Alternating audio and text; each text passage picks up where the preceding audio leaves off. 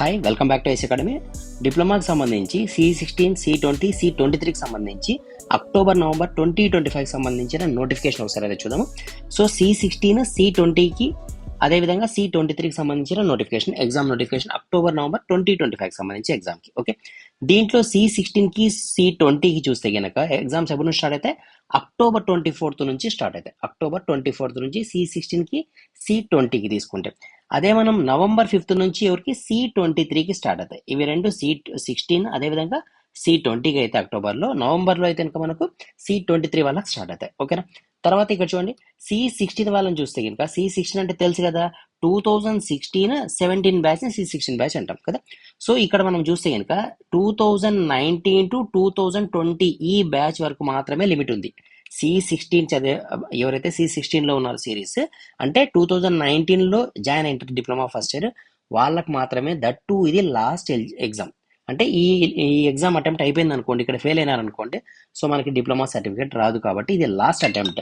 కాబట్టి ఇక్కడ మనం జాగ్రత్తగా ప్లాన్ చేసుకుని చదవండి. C16 వాళ్ళకి లాస్ట్ అటెంప్ట్ ఇది. ఓకే, అదేవిధంగా C20కి C23కి అయితే నో ప్రాబ్లం, ఇంకా టైం అయితే ఉంది. C23 అంటే ప్రజెంట్ రన్నింగ్లో ఉన్నది. వీళ్ళకి చూసినా, అంటే C20 చూసినా C23 చూసినా కూడా మనకి టైం అయితే తక్కువ ఉంది. సో ఇది అక్టోబర్ 24th నుంచే ఉంది. సో ఈరోజు డేట్ ఎంత, 18th. సో మనకి అప్రాక్సిమేట్గా ఇది ఒక 12 days, అదొక 24 days. సో 36 days అంటే 30 days అనుకోవచ్చు మనం ఇక్కడ. అదే ఇక C23 వాళ్ళకి చూస్తే కనుక అప్రాక్సిమేట్గా ఒక 40 to 45 days అయితే ఉంది. దానికంటే ముందుకు మరి మనకి థియరీ సబ్జెక్ట్స్ ఉంటాయి, మనం రికార్డ్ సబ్మిట్ చేయాల్సి వస్తుంది, ఇవన్నీ వస్తాయి. కాబట్టి అంటే టైం చాలా తక్కువ ఉంది. ఈ తక్కువ టైంలో అంటే మనం C16 కావచ్చు, C20 కావచ్చు, మీకు అప్రాక్సిమేట్గా 15 to 20 days మాత్రమే ఉందనుకోవాలా.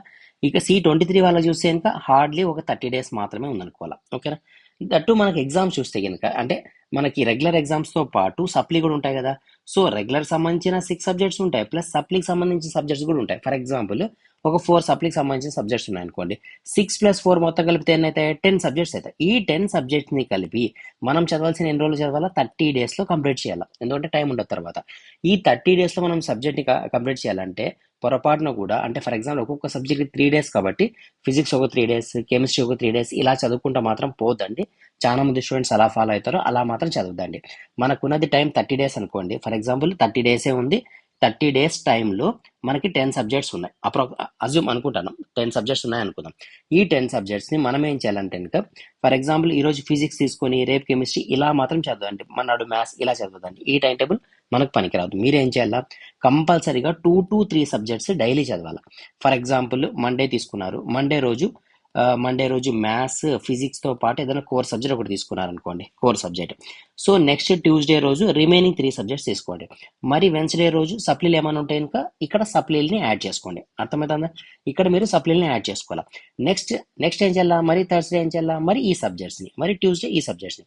సో ఇలా సైక్లింగ్ ప్రాసెస్లో పోలా మీ సబ్జెక్ట్స్ అన్నీ కూడా. ఓకేనా, అర్థమైందా. సో ఈ విధంగా ప్లాన్ చేసుకోండి, అంతే తప్ప ఒక 2 days ఫిజిక్స్, 2 days కెమిస్ట్రీ ఇలా చదువుకుంటూ పోతే ఒక 10 days తర్వాత మీరు ఫస్ట్ ఏదైతే సబ్జెక్ట్స్ వింటారో అది మర్చిపోతారు.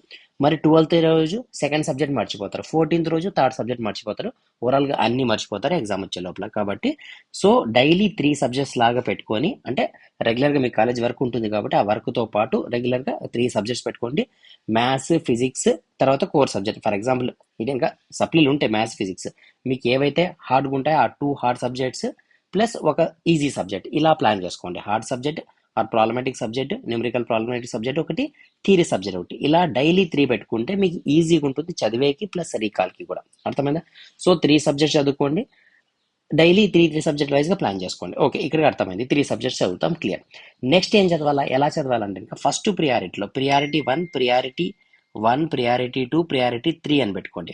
ఫస్ట్ ప్రియారిటీలో అంటే ఫస్ట్ రౌండ్లో మీరు ఏం కంప్లీట్ చేయాలా, ఫస్ట్ రౌండ్లో మీరు కంప్లీట్ చేయాల్సిన వర్క్ ఏంటి అంటే కనుక, ఏవైతే ఇంపార్టెంట్ టాపిక్స్ ఉన్నాయో ఆల్రెడీ మనం డిస్కస్ చేసాం. ఫర్ ఎగ్జాంపుల్ మ్యాథ్స్ తీసుకుంటే how to pass maths, how to pass physics, how to pass chemistry అనే వీడియోస్ ఉన్నాయి ప్లేలిస్ట్లో చూసే. ఇంకా ఫస్ట్ దాన్ని చూడండి, ఫస్ట్ అంటే వీడియోని చూడండి. ఫస్ట్ చూసిన తర్వాత ఏదైతే ఇంపార్టెంట్ అని మనం డిస్కస్ చేస్తున్నామో దాన్ని నోట్ చేసుకోండి.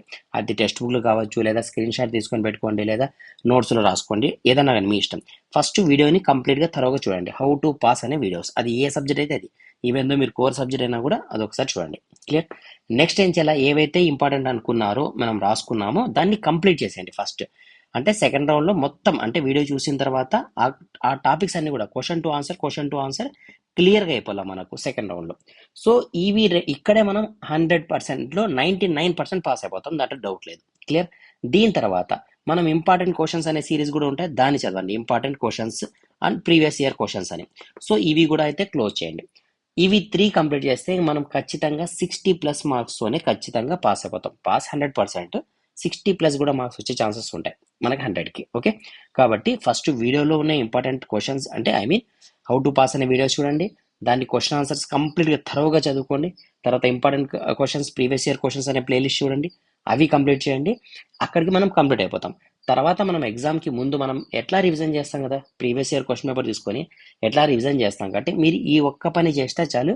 తర్వాత రివిజన్ వీడియోస్లో మీకు ఆటోమేటిక్గా నేను క్వశ్చన్ ఆన్సర్ ఎక్స్ప్లెయిన్ చేసుకుంటూ పోతుంటాం. కాబట్టి జస్ట్ మీరు ఛానల్ని ఫాలో అయిపోయినా కూడా మీరు 60+ మార్క్స్తో పాస్ అయిపోతారు. ఇది రేర్ కేసెస్లో నేను చెప్తాను, అది 60+ అనేది రేర్ కేసులో. సో కొంచెం ప్లాన్ చేసుకుంటే 75+ కూడా అంటే డిస్టింక్షన్ కూడా ఈజీగా తెచ్చుకోవచ్చు. అంత ఈజీ సబ్జెక్టులు డిప్లొమా సబ్జెక్ట్స్. సో డిప్లొమా సబ్జెక్ట్లో ఉన్న స్పెషాలిటీ ఏమంటే ఇంకా ఇది కాన్సెప్ట్ ఓరియంటెడ్ సబ్జెక్ట్. అంటే మీరు ఇంటర్మీడియట్ డిప్లొమాని కంపేర్ చేస్తే డిప్లొమా ఇంటర్మీడియట్లో ఎలా ఉంటుందంటే బై హార్ట్ టైప్లో ఉంటుంది. సో ఇక్కడ మనం బై హార్ట్ చేయాల్సి ఆన్సర్ రాస్తాం, అర్థం చేసుకునే ఛాన్సెస్ చాలా తక్కువ ఉంటాయి. అదే డిప్లొమాలో మీరు అర్థం చేసుకుని రాయాలి. మనకి ఇచ్చే క్వశ్చన్స్ కూడా కాన్సెప్టువల్ క్వశ్చన్స్ ఇస్తాడు. సో చాలా మంది స్టూడెంట్స్ ఇంపార్టెంట్ క్వశ్చన్స్ పైన ఫోకస్ చేయడానికి రీజన్ ఏమి డిప్లొమాలో అంటే కనుక క్వశ్చన్స్ రిపీట్ అయినట్లే ఉంటాయి, కానీ ఇక్కడ కాన్సెప్ట్ ఓరియంటెడ్గా ఇస్తాడు. సో క్వశ్చన్స్ ఏముంటుంది, మనం క్వశ్చన్స్ ఏం మీన్స్ 80-90% క్వశ్చన్స్ అన్ని సేమ్ ఉన్నట్లే ఉంటాయి, ఆన్సర్ మారుతూ ఉంటుంది. కాబట్టి మనం కొంతమంది చూస్తూ ఉంటాం ఆల్రెడీ అతను చదువుకున్న క్వశ్చన్సే వచ్చింటాయి, కానీ ఆన్సర్ రాసిన తర్వాత ఫెయిల్ అవుతా అంటాడు. అంటే ఆన్సర్ కరెక్షన్ టఫ్ ఉందేమో, ఇలా డిఫరెంట్గా మనం అర్థం చేసుకుంటాం, కానీ అది కాదు రీజన్. క్వశ్చన్ 80-90% సేమ్ ఉన్నట్లే ఉంటుంది, కానీ చిన్న ట్విస్ట్ ఉంటుంది. ఎందుకు ట్విస్ట్ ఉంటుందంటే డిప్లొమా నుంచి అంటే డిప్లొమా స్టూడెంట్ నుంచి ఎక్స్పెక్ట్ చేసేది ఏమంటే కనుక కాన్సెప్ట్ నీకు ఏమర్థమైంది, కాన్సెప్చువల్ లెర్నింగ్ కాబట్టి మంది అంటే టెక్నికల్ సబ్జెక్ట్స్ కాబట్టి. సో నీ కాన్సెప్ట్ ఏమర్థమైంది దానిపైన ఎగ్జామ్లో క్వశ్చన్స్ ఇస్తాడు. కాబట్టి జాగ్రత్తగా మనం అర్థం చేసుకొని చదవాలి, బై హార్ట్ టైప్లో పోద్దండి. ఇంపార్టెంట్ క్వశ్చన్స్ ఇవన్నీ కూడా మీకు ఒక క్లారిటీ కోసం, కాన్ఫిడెన్స్ లెవెల్ని బూస్టప్ చేసేదాని కోసం. కానీ వన్స్ డిప్లొమాలో పాస్ అయిపోయి బయటికి వచ్చిన తర్వాత అది సరిపోదు కదా, మనకు ఆ నాలెడ్జ్ తీసుకొని మనం ఇంజనీరింగ్ చేయాలా, తర్వాత జాబ్ చేయాలి. కాబట్టి సో నాలెడ్జ్ ఓరియంటెడ్గానే చదివేకి ట్రై చేయండి. ఇప్పుడున్న తక్కువ టైంలో మనకున్న 20-30 డేస్ ఉంది సార్ టైం, దీంట్లో నాలెడ్జ్ ఎక్కడి నుంచి వస్తుంది, పాస్ కావడమే కష్టం అనుకుంటున్నారా? అది ఇంపాసిబుల్. మనకున్న 20-30 డేస్ టైం అనేది చాలా అంటే చాలా ఎక్కువ టైం. ఎందుకంటే మీరు మన వీడియోస్ చూస్తే కనుక వీడియోస్లో ఫర్ ఎగ్జాంపుల్ మీరు హార్డ్గా మ్యాథ్స్ తీసుకున్నారు, హార్డ్లీ ఒక 10 అవర్స్ కనుక కూర్చొని వీడియోస్ చూసినారు అనుకోండి, మీది 80% సబ్జెక్ట్ కంప్లీట్ అయిపోతుంది. జస్ట్ మీరు 1-2 సార్లు ప్రాక్టీస్ చేస్తే. అంటే 10 అవర్స్ వీడియోస్ అంటే ఒక రోజు కూర్చొని వీడియోస్ చూసేసిన మీరు హార్డ్గా, నేను చెప్తాను అది అంటే 1-2-3 సార్లు వీడియో చూస్తే కనుక 10 అవర్స్ కూర్చొని వీడియోస్ చూసినా మీకు 80% సిలబస్ అయిపోతుంది. జస్ట్ ఈ 10 అవర్స్ చూసిన దాన్ని మీరు ఒక 4-5 అవర్స్ కనుక ప్రాక్టీస్ చేశారు అనుకోండి, మీరు డైరెక్ట్ ఎగ్జామ్ రాస్తారు. ఎగ్జామ్ రాస్తే 75+ మార్క్స్ 100%. 100% చెప్తాను కదా, 100%గా మీరు తెచ్చుకోవచ్చు, పాసిబిలిటీ ఉంది. ఎందుకంటే అన్ని క్వశ్చన్స్ మనం కవర్ చేయడం జరిగింది ఈజీ వేలో.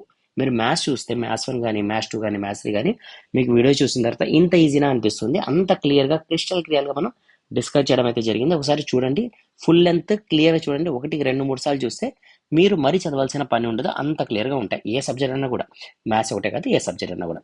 సరే మన పాయింట్లోకి వద్దాము. సరే తర్వాత ఎగ్జామ్ చూస్తే కనుక C23 వాళ్ళకు, C20కి, C16కి తెలుసు కదా.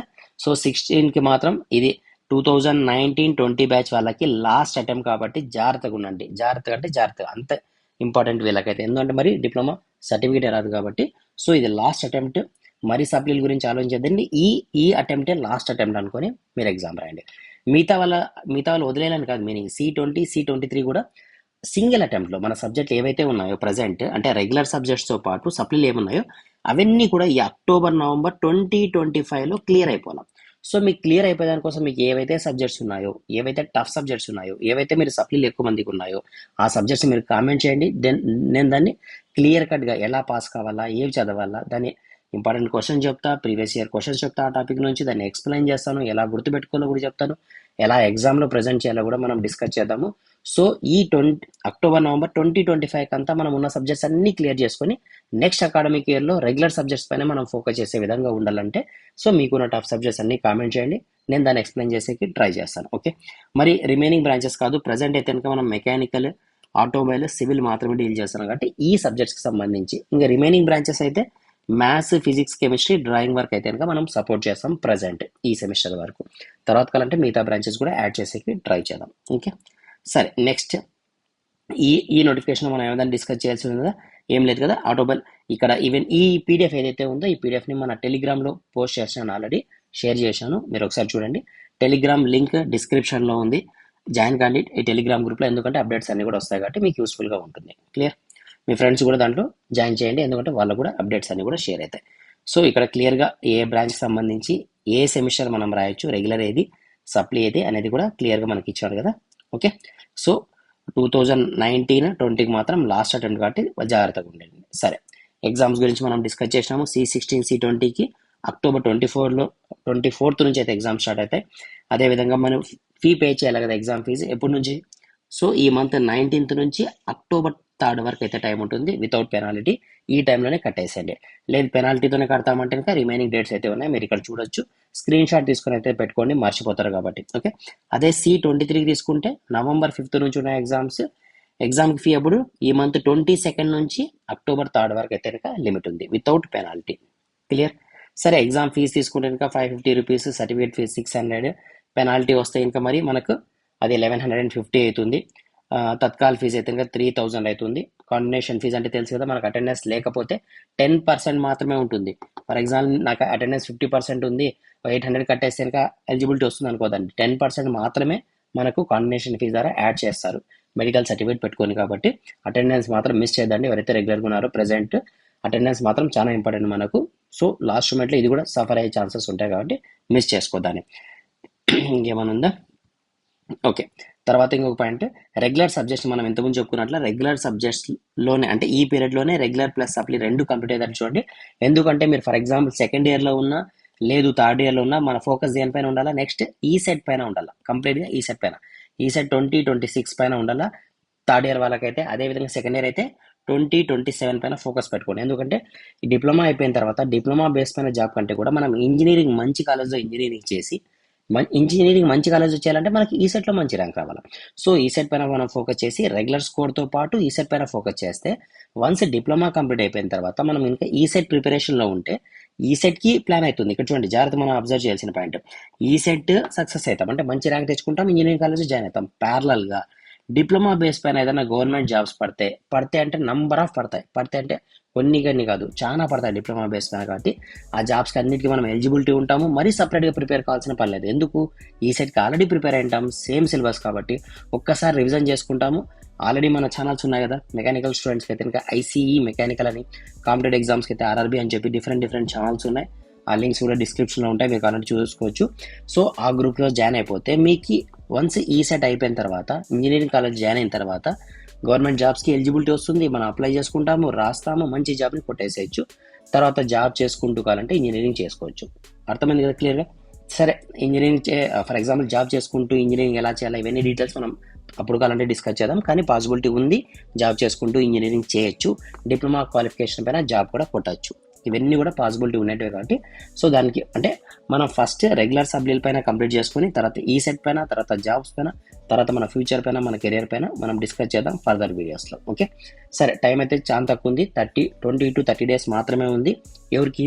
C16 C20కి. అదే C23 తీసుకుంటే అప్రాక్సిమేట్గా 30 days ఉంది. కాబట్టి ఈ 30 daysలో మీకు ఏవేవి సబ్జెక్టులు ఉన్నాయి, ఏవి సప్లీలు ఉన్నాయి, అన్ని మ్యాక్సిమం వరకు మన ప్లేలిస్ట్లో మీకు క్లాసెస్ దొరుకుతాయి, అవి చూడండి. ఏదైనా లేకపోతే ఇంకా కామెంట్ చేయండి, దాన్ని నేను ప్లాన్ చేస్తాను ఎక్స్ప్లెయిన్ చేసేకి ఇన్ డీటెయిల్గా. ఓకే, ఈ వీడియోని మీ ఫ్రెండ్స్ కూడా షేర్ చేయండి, సో దట్ వాళ్ళకు కూడా హెల్ప్ అవుతుంది. ఈ రోజు నుంచి ఆల్రెడీ మనం 10 days నుంచి రెగ్యులర్గా క్లాసెస్ అయితే షేర్ చేయడం జరుగుతుంది, ఈవినింగ్ 6 o'clockకి. సో ఈ రోజు నుంచి ఇంకా కొన్ని అంటే ఎక్కువ, ఒక వీడియో కాకుండా 2-3 వీడియోస్ కూడా యాడ్ చేసి ట్రై చేద్దాం, ఎందుకంటే ఎగ్జామ్ దగ్గరలో ఉన్నాయి కాబట్టి. Okay, clear?